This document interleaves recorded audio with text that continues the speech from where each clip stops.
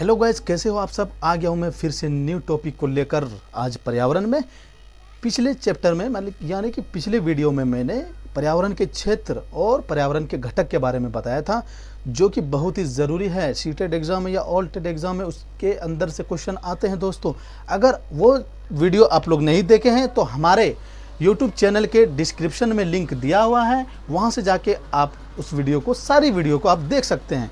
और अगर हमारे व्हाट्सएप लिंक से आप जुड़ना चाहते हैं तो वो भी लिंक दिया हुआ है, आप उसमें जाके जुड़ सकते हैं। तो आते हैं टॉपिक के ऊपर। आज जो हम चर्चा करेंगे वो है पारिस्थितिक तंत्र, यानी कि पारितंत्र के बारे में, जो कि इसको इंग्लिश में बोलते हैं इकोसिस्टम। इकोसिस्टम क्या है? ये जो हमारा पर्यावरण है दोस्तों, ये इकोसिस्टम के तहत ही काम कर रहा है, आपको पता होना चाहिए। चलिए शुरू करते हैं टॉपिक को। इकोसिस्टम के ऊपर हम बात करेंगे। तो इकोसिस्टम क्या है दोस्तों, या परिस्थिति तंत्र क्या है? परिस्थिति तंत्र क्या है दोस्तों, या इसको पारितंत्र भी बोलेंगे। ये एक ऐसा पर्यावरण के अंदर, क्या पर्यावरण के अंदर जो जितने भी जीवधारी हैं, मतलब कि जीने वाले, वो एक दूसरे के परस्पर क्रिया करते हैं। क्या करते हैं? आपस में परस्पर क्रिया करते हैं। अब वो जो है क्रिया भौतिक रूप से, क्या भौतिक रूप से और रासायनिक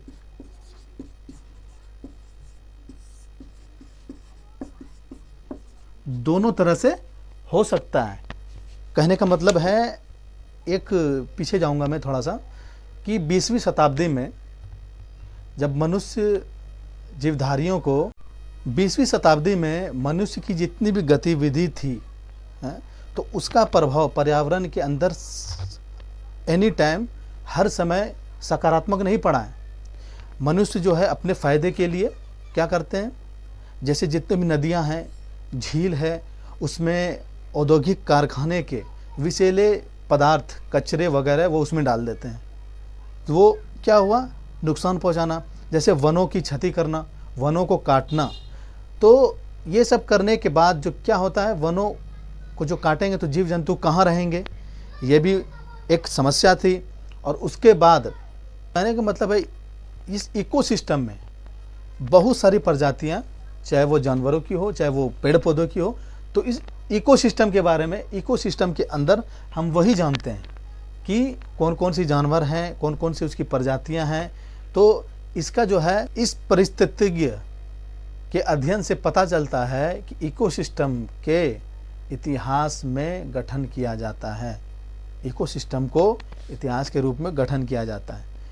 तो आइए देखते हैं। तो मैंने क्या बोला इकोसिस्टम के बारे में? इकोसिस्टम के बारे में मैंने बताया कि वो जो है एक दूसरे के परस्पर क्रिया करना। जीवधारी जितने भी हैं, पेड़ पौधे हैं, चाहे इंसान हैं, चाहे जंतु हैं, वो एक दूसरे पे डिपेंडेबल होके परस्पर क्रिया करते हैं। अब वो जो है फिजिकली रूप से भी होगा, ओके, केमिकली रूप से भी होगा, तो देखते हैं, रासायनिक रूप से भी, कहने का मतलब, और भौतिक रूप से भी। तो आइए देखते हैं आगे। तो यहाँ पे एक कथन है, एजी टेंसले जो पर्यावरणीय मनोवैज्ञानिक है, उन्होंने क्या कहा है वो देखेंगे हम लोग।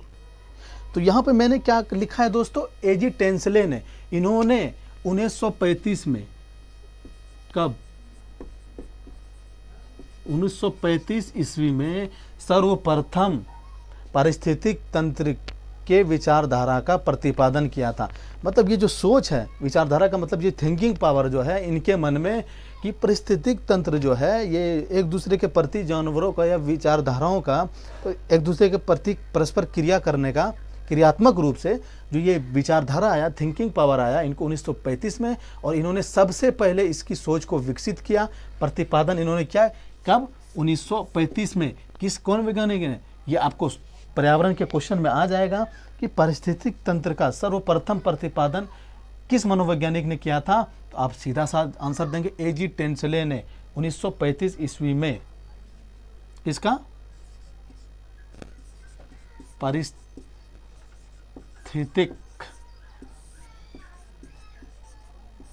तंत्र का सर्वप्रथम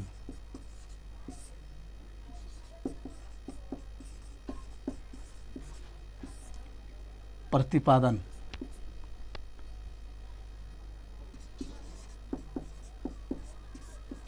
विचारधारा।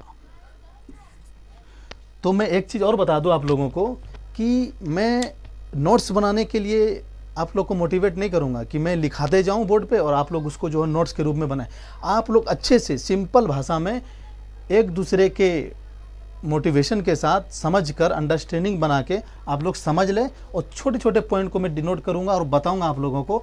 बोर्ड में जो मेन पॉइंट है उसी को मैं दर्शाऊंगा, और आप लोग पूरे वीडियो को देखकर या तो उसको आप परिभाषा में परिवर्तित भी कर सकते हैं अपने से, या तो आप इसको देखकर समझ सकते हैं। तो ये था, ये क्वेश्चन में आएगा।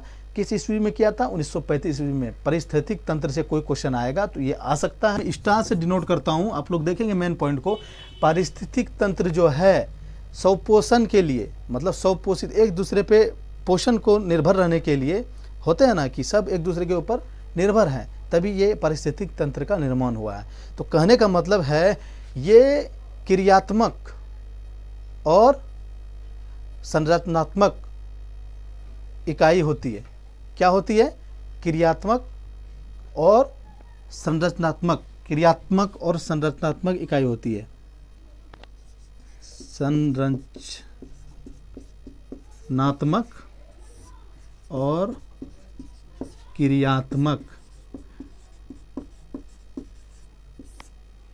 स्ट्रक्चरल एंड फंक्शनल, जिसको इंग्लिश में क्या बोलेंगे? Structural and functional. मतलब एक स्ट्रक्चर इसका बनता है। क्या बनता है? एक स्ट्रक्चर के रूप में बनता है, फिर ये काम करता है, अपने प्रोसेस को आगे बढ़ाता है। कौन? परितंत्र, इकोसिस्टम। इकोसिस्टम के बारे में बात करें हम लोग तो इकोसिस्टम ऐसा करता है। और उसके बाद पारिस्थितिक तंत्र को तीसरा पॉइंट क्या है फिर?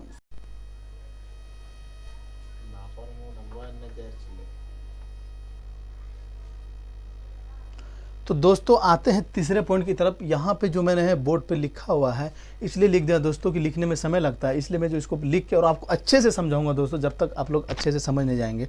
तो देखते हैं यहाँ पे परिस्थिति तंत्र का अध्ययन, परिस्थितिकी क्या कहलाता है? इकोलॉजी कहलाता है। कहने का मतलब आपको पर्यावरण के क्वेश्चन में पूछा जाएगा कि परिस्थितिक तंत्र जो है उसका अगर अध्ययन करेंगे तो वो क्या कहलाएगा।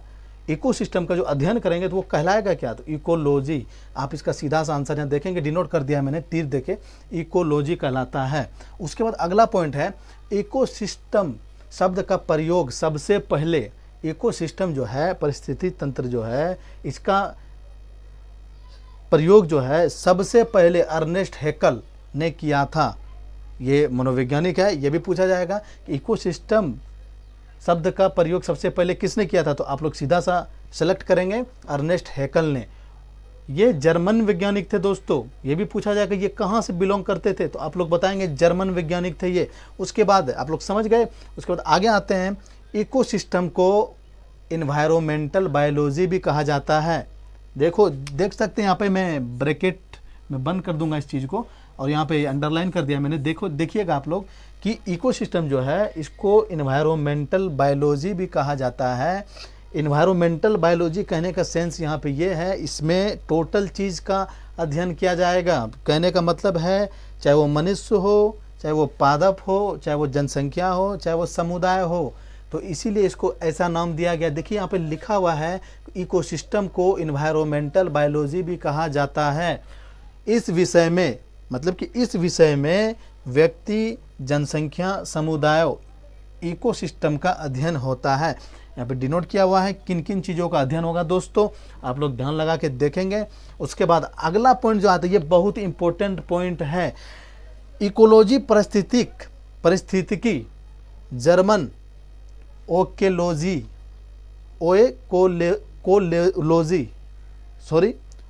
ओएकोलॉजी शब्द का प्रयोग 1866 में, यहाँ पे देखिएगा आप लोग, 1866 में जर्मन जीव वैज्ञानिक, बायोलॉजिकल ये जो है जीव वैज्ञानिक हैं, कौन? जर्मन के, कौन? अर्नेस्ट हैकल ने अपनी पुस्तक जनरल मॉर्फोलॉजी देर ऑर्गेनिज्मैन में किया था। देर ऑर्गेनिज्मैन में किया था। तो दोस्तों ये जो पॉइंट है इसमें मैं कितने क्वेश्चन निकलेंगे आपके पर्यावरण से मैं आपको दिखाऊंगा। सबसे पहले यहाँ पे पहला क्वेश्चन जो आपसे अगर पूछा जाएगा टेट एग्जाम में या सीटेट में या केवीएस में, कि परिस्थितिकी जो शब्द है इकोलॉजी का, ओकेलॉजी, शब्द का प्रयोग किसने किया था? तो आप सीधा सा आंसर देंगे अर्नेस्ट हैकेल ने। किसने किया था? अर्नेस्ट हैकेल ने। वो कहाँ से बिलोंग करते थे? वो कहाँ के वैज्ञानिक थे? तो आप लोग क्या देंगे? जर्मन के वैज्ञानिक थे। उसके बाद उन्होंने जो इसका जिक्र किया था, इसका जो अध्ययन किया था, उस पुस्तक का नाम क्या है दोस्तों? तो इस पुस्तक का नाम क्या है दोस्तों? आप आइए देखते हैं। उस पुस्तक का नाम है जनरल मॉर्फोलॉजी देर ऑर्गेनिज्मेन। ये उस पुस्तक का नाम है। ये बहुत ही इंपॉर्टेंट क्वेश्चन है, इसको वीवीआई भी कर सकते हैं आप लोग। वीवीआई वेरी इंपॉर्टेंट क्वेश्चन है ये। और उसके बाद किस ईस्वी में किया था? ये शब्द का जो प्रयोग किया था ओकेलॉजी, ये कब किया था? किस ईस्वी में? तो यहाँ पे देखेंगे आप लोग 1866 में दिया हुआ है। तो इससे कितने 4 या 5 क्वेश्चन आपके हल हो जाएंगे। तो दोस्तों आज तक के लिए इस वीडियो में इतना ही। और जो लोग हमारे चैनल पे नए हैं, वो हमारे चैनल के डिस्क्रिप्शन में लिंक दिया हुआ है, वहाँ से जाके आप सारे वीडियो देख सकते हैं और व्हाट्सएप से भी जुड़ सकते हैं। और अगला टॉपिक जो मैं लेकर आऊँगा वो इकोसिस्टम के घटक के बारे में। जो 2 घटक है ना, जैविक घटक और अजैविक घटक, उसके बारे में प्रोसेस से चर्चा करेंगे। तब तक के लिए शुक्रिया। फिर से